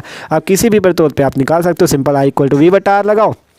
ये आई कितना, किसका निकला, 75 ओम का, मान लो I1 मान लिए इसे। ठीक है, कोई भी मान सकते हो अपने हिसाब से। V की वैल्यू रख दो ये 30 वोल्ट और R की 75 ओम रख दो, आंसर आ जाएगा। मोस्ट इंपॉर्टेंट क्वेश्चन था ये। ठीक है, तो इसको स्क्रीनशॉट लेके रख लो। ठीक है, सिंपल हमने देखा, यहाँ तक हमारे क्वेश्चन सॉल्व हो गए। आप चलते आगे के क्वेश्चन की ओर। ठीक है, इतने तो आपने सॉल्व कर लिया आसानी से। आप देखो आगे के क्वेश्चन देखते हैं जो हमने यहाँ पे लिख रखे हैं, और ये क्वेश्चन भी मोस्ट इंपॉर्टेंट है। देखो अगला क्वेश्चन पढ़ो, खुले परिपथ में एक सेल की प्लेटों के बीच विभवांतर 1.5 वोल्ट है। इस सेल को 10 ओम के प्रतिरोध से जोड़ने पर इसकी प्लेटों के बीच विभवांतर 1.2 वोल्ट हो जाता है।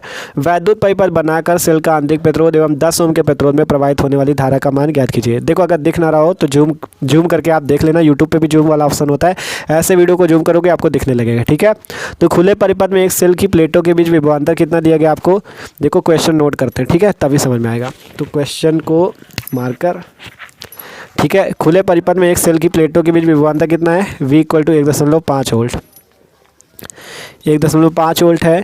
इस सेल को 10 ओम के प्रतिरोध से जोड़ने पर, 10 ओम के प्रतिरोध से जोड़ने पर इसकी प्लेटों के बीच विभवांतर, प्लेटों के बीच विभवांतर अब कितना हो जाता है, 1.2 वोल्ट हो जाता है। ठीक है, तो 1.2 वोल्ट हो जाता है। वैद्युत परिपथ बनाकर सेल का आंतरिक प्रतिरोध एवं 10 ओम के प्रतिरोध में प्रवाहित होने वाली धारा ज्ञात कीजिए। सेल की प्लेटों के बीच विभवांतर दिया गया है, मतलब ये आपको क्या दिया गया है, सेल का विद्युत वाहक बल दिया गया है। ठीक है, सेल की प्लेटों कह रहा है ना, तो ये ई का मान दिया गया, ये है आपका वी का मान। क्वेश्चन को आप ध्यान से फिर से आपको समझाएंगे तभी समझ में आएगा। ठीक है, वोल्ट है ये, इतना ही लिखा रहना वी। ठीक है, देखो क्या कहा गया, खुले परिपथ में एक सेल की प्लेटों के बीच, जब सेल की प्लेटों के बीच विभवांतर क्या है, मान लो ये सेल हम यहाँ पे बना दें इस टाइप से, ये सेल की प्लेटों के बीच विभवांतर इक्वल टू है 1.5 वोल्ट। ठीक है, आप कहा गया इस सेल को 10 ओम के प्रतिरोध से जोड़ने पर, इस सेल को मान लो हम यहाँ पे 10 ओम के प्रतिरोध से जोड़ दें। ठीक है, 10 ओम के प्रतिरोध से जोड़ने पर, इस सेल को 10 ओम के प्रतिरोध से जोड़ने पर इसकी प्लेटों के बीच विभवांतर 1.2 वोल्ट हो जाता है। अब जो यहाँ पे विभवांतर V हो जाता है वो हो जाता है 1.2 वोल्ट। ठीक है, 1.2 वोल्ट। आप कह रहा है, आगे कह रहा है कि वैद्युत परिपथ बनाकर सेल का आंतरिक प्रतिरोध एवं 10 ओम प्रतिरोध में धारा, यहाँ पे मान लो कोई आंतरिक प्रतिरोध, सेल के बगल में जो प्रतिरोध जुड़ा होता है उसे आंतरिक प्रतिरोध स्मॉल r कहते हैं। आपको इस r का मान ज्ञात करना है और इस 10 ओम प्रतिरोध में धारा I का मान ज्ञात करना है। ठीक है, तो ये आपको सिंपल कहा गया है। आप इस आंतरिक प्रतिरोध स्मॉल r का मान ज्ञात करो और धारा I का मान ज्ञात करो। अब कैसे ज्ञात हो धारा I का मान और स्मॉल r का मान? ठीक है, I की वैल्यू निकालनी है, R की वैल्यू निकालनी है। ठीक है, तो एकदम आसान सा क्वेश्चन है, इसको भी निकालते हैं। ठीक है, तो सिंपल हमें इस क्वेश्चन पे आई और आर निकालना है। अब कैसे निकाला जाए, तो देखो एक फार्मूला आपका होता है, आपने फार्मूला पढ़ा है V equal to E minus I R. ठीक है, ये फार्मूला पढ़ा है V equal to E minus I R. अब आपको I भी निकालना है, आर भी निकालना है, तो इस फार्मूले को बनाना होगा। कैसे बनाते हैं, देखो हम यहाँ पे क्या करते हैं, पूरे समीकरण में V से भाग दे देते, तो V बटे V इक्वल टू ई बटे V माइनस आई आर बटे V। देखो आपको पूरा फार्मूला बनाना सिखा रहे हैं, नहीं तो हम आपको तुरंत फार्मूला बता देते, आप रट लेते, लेकिन रटना नहीं, आपको पूरा समझना है। ठीक है, तो V से पूरे समीकरण में भाग दे दो, तो V बटा V इक्वल टू ई बटा V माइनस आई आर बटा V। अब V से V कट जाएगा, बचेगा 1 इक्वल टू ई बटा V minus I into R बटे में V की वैल्यू क्या होती है, V बराबर ओम का नियम पढ़ा है ना, किसने पढ़ा, I इंटू आर। बल लगा दो I इंटू आर, ध्यान से देख लो, कुछ नहीं हुआ यार। V बटा V काटा, 1 बचा, ई बटा V आ गया माइनस आई आर, और V की जगह I इंटू कैपिटल आर। अब यहाँ भी आई, तो आई कैंसिल हो जाएगा, बचेगा क्या, 1 इक्वल टू ई बटा V माइनस स्मॉल r बटे में कैपिटल R। ध्यान से देख लो, सबको समझ में आ रहा है ना, 1 इक्वल टू ई बटा V माइनस स्मॉल r बटा कैपिटल R। अब इसे सॉल्व करते, देखो इसे इधर ले लो माइनस वाले को और 1 को उधर भेज दो, तो स्मॉल r बटे में कैपिटल R, देखो स्मॉल r बटे में capital R equal to E बटा V माइनस 1। ध्यान से देखना, ये प्लस का 1 था, उधर भेज दिया माइनस 1 हो गया, ये माइनस का था, उधर भेज दिया प्लस का हो गया। ठीक है, स्मॉल r का बटे में capital R equal to E बटा V माइनस 1। अब यहाँ से हम स्मॉल r की वैल्यू निकालते, तो ई बटा V minus 1 into capital R, ये आ गई स्मॉल r की वैल्यू। अब इस फार्मूले से हम स्मॉल r की वैल्यू निकाल सकते हैं। हम चाहते तो आपको ये फार्मूला डायरेक्ट बता देते और आप रट लेते, लेकिन आपको रटना नहीं, आपको समझना है। ठीक है, तो देख सकते हो फार्मूला कैसे बनाया गया। अब स्मॉल r की वैल्यू आप यहाँ से निकाल सकते हो, तो स्मॉल r की निकालनी, ई का मान कितना, 1.5 वोल्ट, 1.5 रख दो, बटे में V का मान 1.2 रख दो, माइनस 1 इंटू कैपिटल R की वैल्यू कितनी है, 10 ओम, 10 रख दो। ठीक है, आपको रटना ना पड़े इसलिए समझा रहे हैं। देखो अब स्मॉल r की वैल्यू, अब यहाँ पे एलसीएम लिया जाए तो बटे में 1 कर दो, I कितना एलसीएम हो जाएगा, 1.2। आप देखो ऊपर नीचे जब 1.2 है तो ऊपर हो जाएगा 1.5 माइनस 1.2।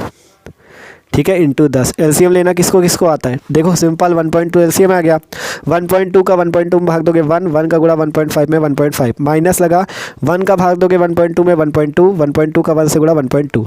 आप सॉल्व करो, आप देखो यहाँ पे 1.5 से 1.2 घटाए तो कितना आएगा भैया, 1.5 से 1.2 घटाए तो आ जाएगा 0.3 बटे में 1.2 इंटू 10।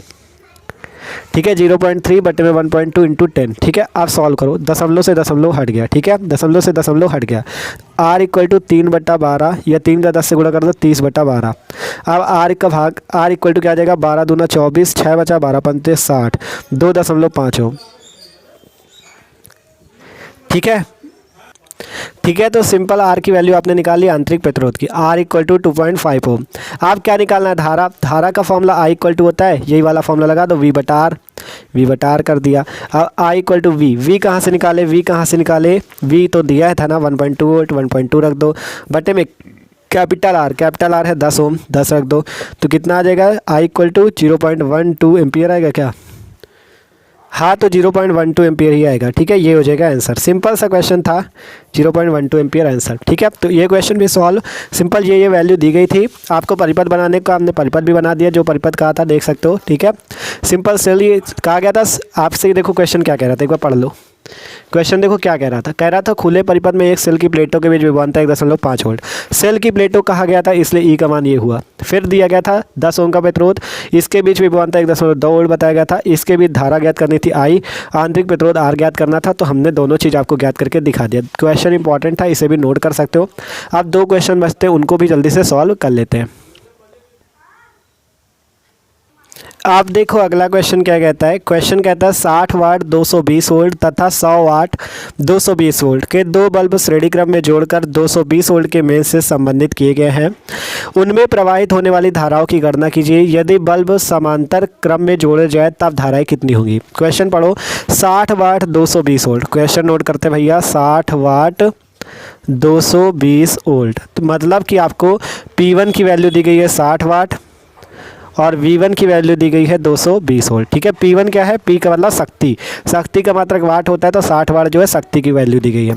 और V1 वोल्ट किसका मात्रक होता है, विभवांतर का, तो वोल्ट हो गया, ठीक है।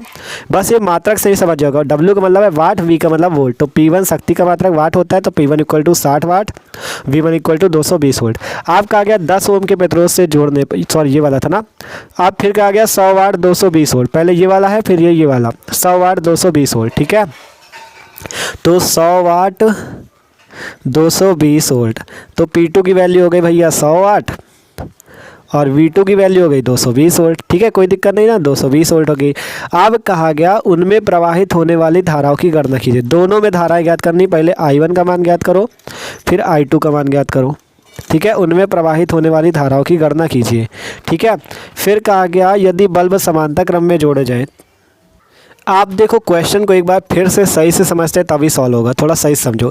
पहले कहा गया 60 वाट 220 वोल्ट तथा 100 वाट 220 वोल्ट के 2 बल्ब श्रेणी क्रम में जुड़े हैं।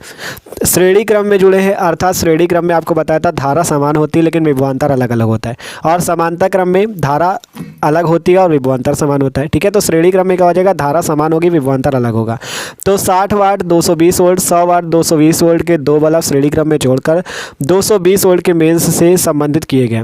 उनमें प्रवाहित होने वाली धाराओं की गणना कीजिए। और धारा देखो कहा गया श्रेणी क्रम में प्रतिरोध है, तो धाराओं की गणना कीजिए या धारा की गणना कीजिए, दोनों में, क्योंकि धारा तो सेम होगी। क्योंकि आपसे कहा जब बल्ब श्रेणी क्रम में, कोई भी चीज़ श्रेणी क्रम में जुड़ी है तो उसमें धारा समान होगी लेकिन विभवांतर अलग होगा, तो धाराएं दोनों में समान ही होंगी। और फिर कहा गया यदि बल्ब समांतर क्रम में जोड़ा जाए तो धाराएं कितनी होंगी। आप ये क्वेश्चन समझ में आया, आप सॉल्व करते हैं। आप देखो ये हमने एक चित्र सिंपल सा बना दिया, इनको बल्ब मान सकते हो, ठीक है। बल्ब ही है, दिख रहा हो साथ बल्ब जैसे आपको, ठीक है। पहले बल्ब पे 60 वाट 220 वोल्ट, दूसरे बल्ब पे 100 वाट 220 वोल्ट।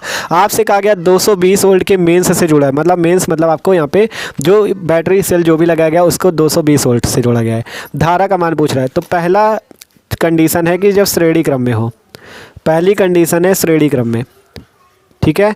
पहली कंडीशन है कि श्रेणी क्रम में जब जोड़ा जाए तब क्या होगा, ठीक है। तो जब श्रेणी क्रम में जोड़ा जाएगा तो हमने बताया धारा सेम होती है। तो जब धारा सेम होगी तो आपको, जब धारा सेम होगी, धारा निकालना है तो कैसे निकले, पहले हम क्या करते हैं, इसका प्रतिरोध R1 निकालते हैं, इसका प्रतिरोध R2 निकालते हैं, और फिर क्या करते हैं, हमें V तो पता ही है 220 वोल्ट, तो अगर दोनों का प्रतिरोध निकल आए तो हम धारा निकाल सकते हैं। तो क्या करते हैं, सबसे पहले इस वाले बल्ब का प्रतिरोध निकालते हैं, इस वाले बल्ब का प्रतिरोध निकालते हैं, और विभवांतर 220 वोल्ट पता है हमें, पूरा मेंस का 220 वोल्ट है ना, तो हम आसानी से धारा निकाल सकते हैं। तो लिखते हैं पहले ये जो 60 वाट 220 वोल्ट वाला, इस पर प्रतिरोध निकालते हैं। पहले बल्ब पर प्रतिरोध लिखो, पहले बल्ब पर प्रतिरोध, पहले बल्ब पर पहले प्रतिरोध निकालते हैं, ठीक है। पहले बल्ब पर प्रतिरोध का फॉर्मूला हो जाएगा R1 equal to V1 square upon P1, ठीक है। ये फॉर्मूला होता है। R इक्वल टू होता है V स्क्वायर अपॉन P, तो V1 है और P1 है तो V1 स्क्वायर अपॉन P1, तो R1 equal to V1 square. V1 square भैया कहाँ है, देखो आगे ही सॉल्व कर लेते हैं यहाँ पे। V1 square upon P1, V1 कहाँ है, देखो ये है 220, तो 220 स्क्वायर करना है तो 2 बार लिख दो, 220 गुणे 220 बटे P1 है 60 लिख दिया। R2 इक्वल टू भी इसी तरह लगाओ, V2 स्क्वायर बटे P2। V2 कहाँ है भैया, 220 गुणे 220 और बटे में क्या हो जाएगा 100 है इसका P2, P2 क्या है, शक्ति है, P1 क्या है, पहले वाले बल्ब की शक्ति, P2 दूसरे वाले बल्ब की शक्ति। सिंपल V1 स्क्वायर था तो 2 बार V1 कर दिया, 220 गुणे 220, V2 था 220 गुणे 220। अब सॉल्व कर लो, बस आंसर आ जाएगा। देखो इस वाले को सॉल्व किया, 0 0 0 0, ये 2 0 कट गया, ऊपर 0 2 नीचे 0 2 कट गया। 22 का गुणा 22 से करो 484, 22 का वर्ग 484 होता है ना। अब यहाँ पे भी सॉल्व करें, 0 से काट दिया, ये आ गया, ठीक है। अब देखो 22 का गुणा करोगे तो 400, या अभी काट लो, यहाँ पे देखो 2 से काटो, 2 3 6, यहाँ पे काटा 110, बचा 3, ऊपर बचा 22, गुणा कर लो तो यहाँ पे 0 11 दूना 22 2, 11 दूना 22 2, 2420/3, यही आएगा ना, देख लो ध्यान से। 0 आया, 11 दूना 22 की 2, 11 दूना 22 24 2 और 2420/3, ठीक है। ये आई R1 की वैल्यू, ये आई R2 की वैल्यू। अब आप क्या करो, यहाँ से तुल्य प्रतिरोध निकाल लो। श्रेणी क्रम में है तो R इक्वल टू फॉर्मूला हो जाएगा R1 + R2। श्रेणी क्रम का फॉर्मूला होता है R equal to R1 + R2, तो R इक्वल टू है R1 2420/3 प्लस R2 है 484, ठीक है। ठीक है, आप देखो कैसे सॉल्व करें। आप यहाँ पे एक काम कर लो, R इक्वल टू अगर 3 का भाग लगा दे 2420 पे तो 3 8 24, फिर 20 आएगा, 0 बार जाएगा, 3 6 18, फिर दशमलव लगेगा, 3 6 18, 3 6 18, ऐसे वैल्यू आएगी। ध्यान से देखो, अगर आप इस 3 का भाग 2420 पे दोगे 806.66 आएगा, ठीक है। तो आप इसे सीधा सीधा लगभग में 807 वैल्यू लिख सकते हो, ठीक है। 807 वैल्यू लिख सकते हो, यहाँ पे 807 कर देते हैं। आप देखो जब भाग लगाओगे तो 806.66 आएगा, तो सीधी सीधी लगभग वैल्यू 807 लिख सकते हो, ठीक है। तो ये सिंपल हमने लिख दिया। अब इन दोनों को जोड़ देते हैं तो R इक्वल टू आ जाएगा 7 4 11 की 1 1 हासिल, फिर 1 और 8 मिलके 9, ठीक है। 7 4 11 की 1 हासिल, 8 और 1 मिलके 9, 8 4 1291, 1291 ओम आ जाएगा कुल प्रतिरोध। 1291 ओम क्या आ जाएगा भैया, कुल प्रतिरोध आ जाएगा। तो आपने ये क्या निकाला, 1291 कुल इसका प्रतिरोध निकाला। अब आपको चाहिए श्रेणी क्रम में धारा। श्रेणी क्रम प्रतिरोध में जब बल्ब जुड़े तो धारा ज्ञात करो, यही क्वेश्चन कह रहा था। देख लो क्वेश्चन पढ़ लो। कह रहा था कि जब आपका श्रेणी क्रम में जुड़ा हो तो धाराओं की गणना कीजिए। तो I इक्वल टू निकाल लेते हैं। I इक्वल टू क्या आ जाएगा, V/R। V की वैल्यू 220, R की वैल्यू है 1291। अगर भाग लगाए तो कितना आएगा, ठीक है। जब भाग लगाया जाएगा तो I की वैल्यू आ जाएगी 0.17 एम्पियर, ठीक है। देखो अगर शायद आपको थोड़ा कम समझ में आ रहा हो, देखो यहाँ पे सही कर दें, क्योंकि आप देख रहे हो बोर्ड छोटा है तो आपको समझाने में थोड़ी प्रॉब्लम हो रही है, ठीक है। 0.17 एम्पियर कैसे आया, एक बार फिर समझो। आपको हमने ये बताया था कि श्रेणी क्रम में का प्रतिरोध होगा तो उसमें धाराएं जो होंगी समान होंगी लेकिन विभवांतर अलग होगा। तो हमने कहा पहले दोनों का प्रतिरोध निकाल लो जिससे आप धारा निकाल सकोगे। तो हमने R1 की वैल्यू यहाँ से निकाली, ये आई, 3 का भाग दे दोगे तो आपको 807 मिल जाएगा, ठीक है। R2 की वैल्यू निकाली, ये आई। R इक्वल टू, अब जब श्रेणी क्रम में है तो R equal to R1 + R2 निकाला, 1291 ओम, इतना आ गया। आप क्या करो, धारा निकालनी है तो श्रेणी क्रम में धारा सेम होती है तो I equal to V/R। V है 220 वोल्ट, R है 1291, 0.17 एम्पियर। ये है पहली कंडीशन जब श्रेणी क्रम में दोनों बल्ब जुड़े हों तब।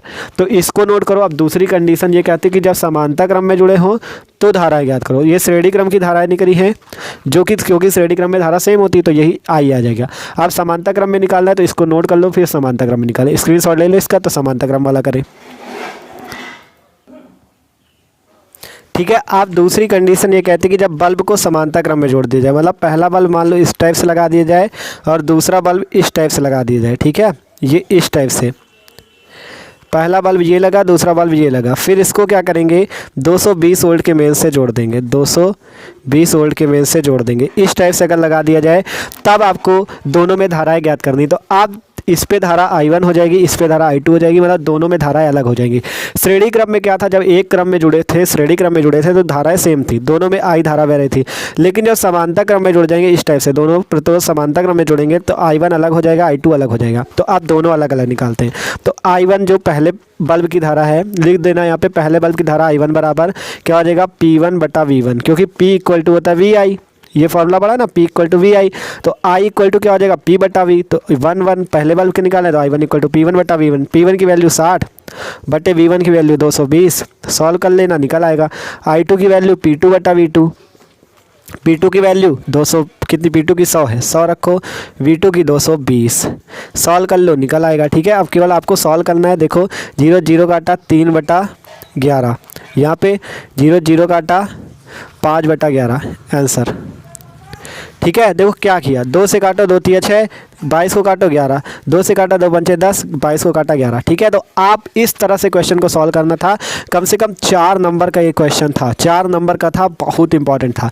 आपको 2 बार 2 बल्ब दिए गए थे। पहला जब श्रेणी क्रम में जोड़ा जाए तब धारा ज्ञात को, तो श्रेणी क्रम में धारा समान होती है, तो सिंपल आई का मान यहाँ से निकल गया। जब समानता क्रम में जोड़ा जाए तो I1 अलग आएगा, I2 अलग आएगा, दोनों निकालोगे, एक 3/11 आएगा, एक 5/11 एम्पियर। ठीक है, एम्पियर मात्रक होता है, एम्पियर लिख देना। तो क्वेश्चन इंपॉर्टेंट था, सॉल्व हो चुका। अब लास्ट क्वेश्चन बचता है। ठीक है, तो इस क्वेश्चन को एक बार फिर से अगर पढ़ना चाहो तो पढ़ सकते हो, नोट कर लेना। ठीक है, क्वेश्चन नोट कर लेना, और ये क्वेश्चन सॉल्व हो चुका दोनों स्टेप। ठीक है, तो अब इसको इरेज कर देंगे। अब चलते लास्ट क्वेश्चन की ओर। आप देखो अगला क्वेश्चन, 60 वाट 220 वोल्ट 40 वाट 220 वोल्ट को 220 वोल्ट के मेंस से श्रेणी क्रम में जोड़ा जाता है, बल्बों की शक्ति ज्ञात करो। इस बार भी श्रेणी क्रम में, लेकिन इस बार क्या पूछ रहा है, शक्ति। उस बार धारा पूछी थी, इस बार शक्ति पूछी, तो उसी तरह निकाल लेना है। क्वेश्चन है आपका, देखो हम पहले नोट कर दिए सारी वैल्यू। ठीक है, सिंपल जो क्वेश्चन पे काम ने वही तरह नोट कर दिया। 60 वाट 220 वोल्ट का एक बल्ब, 40 वाट 220 वोल्ट का एक, 220 वोल्ट के मेन से श्रेणी क्रम में जोड़ा दोनों बल्बों को। आप कह रहा है शक्ति की कुल ज्ञात करो, पहले कुल शक्ति ज्ञात करो। तो उसी तरह से सेम लगेगा क्वेश्चन। आपको पहले क्या पता चल गया, श्रेणी क्रम में तो धारा समान होगी, विभवांतर अलग होगा। आज जब दोनों पे धाराएं समान होगी, इस बल्ब पे भी इस बल्ब पे भी, तो पहले हम क्या करेंगे, धारा निकाल लेंगे। फिर कुल शक्ति का फॉर्मूला P = VI लगाएंगे। मेंस का कुल विभवांतर 220, और जो धारा निकलेगी वो लगा देंगे, कुल शक्ति निकल आएगी। तो सबसे पहले हमें अगर I चाहिए, धारा चाहिए, तो हमें क्या चाहिए, अगर धारा निकालनी है तो हमें प्रतिरोध चाहिए, कुल प्रतिरोध। जैसे उस पर निकाला था वैसे सेम इस पर। पहला इस वाले बल्ब का निकालो, R1 = V1² P1। सेम वही प्रोसेस है। V1 कहाँ है, ये 220 × 220 बटे P1। P1 कहाँ है, ये 60। हमने सारी वैल्यू लिख दी थी। ठीक है, आप भी आसानी से समझ के लिख लेना। 0 0 गया, कितना आ जाएगा, 22 का 484 बटे 6। ठीक है, यही आएगा ना, 4840 बटे 6। ठीक है, 4840 बटा 6। तो इसको भी भाग दे दो, 6 8 48, 0 6 7 42, लगभग करके 807 ओम आएगा। जैसे उसमें आया था पहले 806.66, वैसे ही इसमें सेम ही वैल्यू है, क्योंकि 807 ओम लगभग आ जाएगा। ठीक है, फिर R2 निकालना, V2² बटा P2 = 220। V2 यही है ना 220, तो 220 × 220 बटा P2 कहाँ है, 40 वाट। 40 रख दो, 0 0 काटो, क्या बचेगा, 4840 बटा 4। जैसे ऊपर वैसा सेम नीचे, 4840 बटा 4। 4 से भाग दो, 4 1 4, 4 2 8, 4 1 4, 4 0 0। ठीक है, देखो अब थोड़ा जल्दी लगवा रहे हैं क्योंकि आपको वो क्वेश्चन समझ में ही आ गया। R1 की वैल्यू फार्मूला लगाओ, सॉल्व कर लो। R2 की वैल्यू फार्मूला लगाओ, सॉल्व कर लो। आप देखो श्रेणी क्रम में तो R = क्या हो जाएगा, R1 + R2। श्रेणी क्रम प्रतिरोध का फार्मूला पता है ना, R = R1 + R2। तो R = R1, R1 है 807 प्लस R2 है 1210, रख दिया। सॉल्व करो। R = 0 और 7 जोड़ो 7, 1 आ गया, 2 8 10 0 1, 2017 ओम आएगा। ठीक है, 1210 12 8 2017, हाँ 2017 ओम आ जाएगा। ठीक है, तो ये क्या निकला, कुल प्रतिरोध निकला। ये क्या निकला है, कुल प्रतिरोध निकला। आप क्या करते हैं, हम धारा निकालते, कुल धारा निकालते I = V/R से। I = V/R से धारा निकाल लो, या आप क्या करो, एक फॉर्मूला और लगा दो, क्या, P = V²/R, ये लगा सकते हो। ठीक है, देखो कैसे आया, ये फॉर्मूला भी बता दें आपको पूरा कैसे आएगा। देखो ये फॉर्मूला आपको बताया, P = VI, लिखो P = VI। ठीक है, लिख दिया P = VI, लिख दिया ये वाला फॉर्मूला। आप P = V × I के बराबर क्या लिख सकते हो, V बराबर होता है IR। V बराबर क्या होता है, IR। तो I की अगर यहाँ से वैल्यू निकाले तो क्या आ जाएगी, V/R। ठीक है, यही आ जाएगी ना, V/R, यही तो आएगी। देख लो, P = VI, I = V/R। ठीक है, अब यहाँ पे वैल्यू रख दो। P = V की वैल्यू कहाँ है, V, ये 220 वोल्ट मेंस वाली, 220, 2 बार है V, तो 220 × 220 बटा R, ये निकाला 2017, भाग दे देना, आपको कुल शक्ति P का मान निकल आएगा। ठीक है, कुल शक्ति P का मान निकल आएगा। ठीक है भाई, 23.996 वाट करके आंसर आएगा, और कुल वही लगभग करके आप 24 वाट लिख सकते हो, 24 वाट आंसर। ठीक है, 24 वाट आंसर कुल शक्ति आ जाएगी। ठीक है, तो थोड़ा स्पीड पे क्वेश्चन सॉल्व कराया, लेकिन आपको वो तो समझ में आ गया था। सिंपल ये वैल्यू दी गई थी, 2 बल्ब श्रेणी क्रम में, तो सिंपल R1 निकालो, R2 निकालो, जैसे उसमें निकाला था। फिर कुल प्रतिरोध R निकाल लो। फिर आपको अब की बार शक्ति निकालनी, उस बार धारा निकालनी थी, तो I = V/R निकाला था, V ये रखा था, R जो आपका कुल प्रतिरोध आया था, धारा निकाल ली। लेकिन इस बार क्या कह रहा है भैया, आपसे कह रहा शक्ति निकालो। शक्ति के लिए P = VI, I equal to V बटा आर लगा दो, V square by R, value निकाल लो 24 वाट। ठीक है, तो एकदम आसानी से ये क्वेश्चन भी सॉल्व। तो देख सकते हो जितने भी इंपॉर्टेंट इस चैप्टर के न्यूमेरिकल थे सारे आपको लगवा दिया गया। इतने न्यूमेरिकल लगा देते हो तो एकदम मस्त से आपका विद्युत धारा से पूरा एकदम डाउट क्लियर। ठीक है, तो देख सकते हो सारे न्यूमेरिकल आपके इंपॉर्टेंट थे। तो यार वीडियो अच्छा लगा हो तो लाइक भी कर देना, चैनल को भी सब्सक्राइब जरूर कर लेना। ठीक है, और देखो इसके पहला वाला जो चैप्टर है आपका, जैसे वैद्युत आवेश तथा क्षेत्र और विद्युत विभव तथा धारिता, उसके भी सारे न्यूमेरिकल हमने करा रखे हैं। आप डिस्क्रिप्शन पे जो प्लेलिस्ट है क्लास 12 फिजिक्स की, उस पर जाके देख सकते हो। ठीक है, अब मिलते हैं अगले वीडियो पे जिस पे हम इसके आगे वाले चैप्टर का जो चुंबक वाला है उसके न्यूमेरिकल को देखेंगे। ठीक है, तो इसको अगर नोट ना किया हो तो एक बार नोट कर लो।